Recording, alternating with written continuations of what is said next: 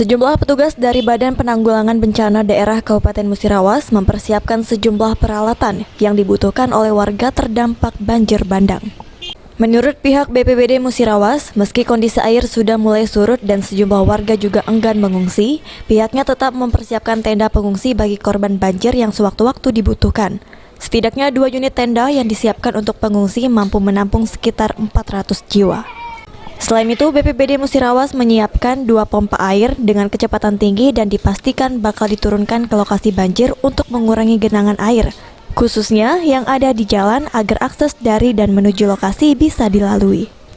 Serta untuk perahu karet dari kejadian banjir sudah diturunkan oleh petugas guna membantu evakuasi warga ke tempat lebih tinggi atau lebih aman. Pantauan kita dari jam 2 subuh, tadi subuh yang kita cek.